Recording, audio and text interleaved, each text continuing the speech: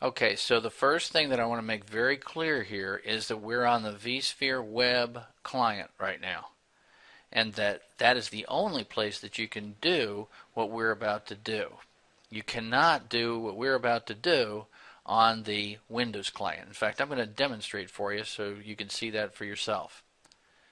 But what I want you to see first is where we are and what we're going to do. We're on vco1.vclass.local right now in the training data center on a lab cluster. And the lab cluster has two hosts, ESXi55A and ESXi55B. We're focused in on VM01, which is a powered on VM. VM01 is currently on host ESXi55A. What I want to do is migrate it to ESXi55B, migrate the state of the virtual machine.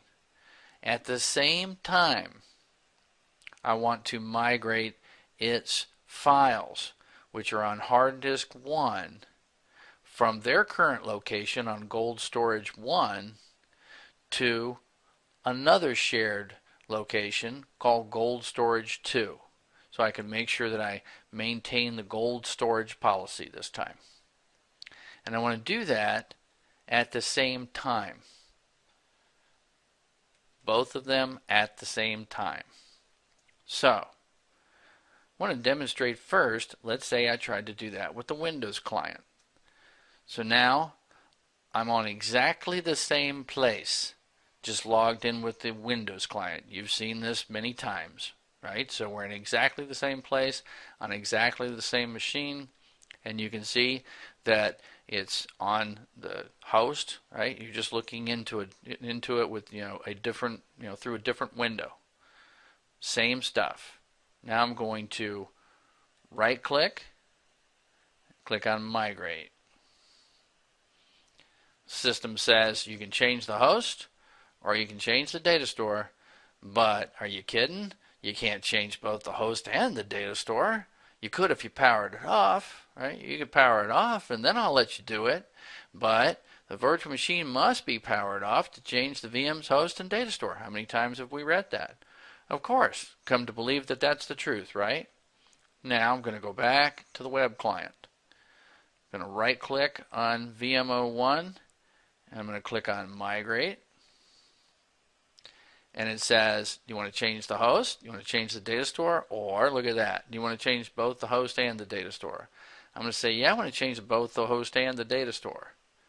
So it does a compatibility check to make sure that the hosts that I have are compatible for it, that the cluster that I put together is, and it says, well, that checked out. What do you want to do? Click next.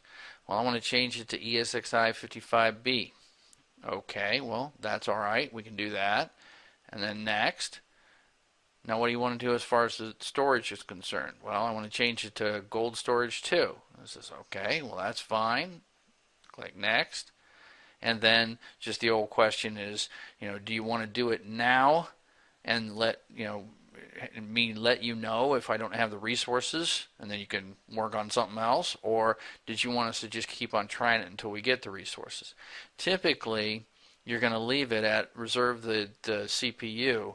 And that's the recommended way, because chances are if you're the one doing the migration and not the automated services, then it's something that you want to happen right away, because then you want to be able to have this as a step in a job that you're doing. So typically you're going to leave it right there. I'm going to click on next, and it says okay, so that's what you're doing then, is changing both the host and the data store, and these are the choices that you've made, host and data store. Leaving the disk storage same format as the source. In other words, if it was thick, stays thick. If it was thin, stays thin. And the vMotion priority is the normal, optimal vMotion. And then I click on finish, and off it goes. So, we're not going to sit here and wait for it to completely finish. The vMotion part of it doesn't take very long, but the other part of it, changing the data store, the storage vMotion part of it, does take some time, but I think you get the idea. So next we're going to take a look at the other side of XvMotion. Another thing that you can do now only with the web client. That's next.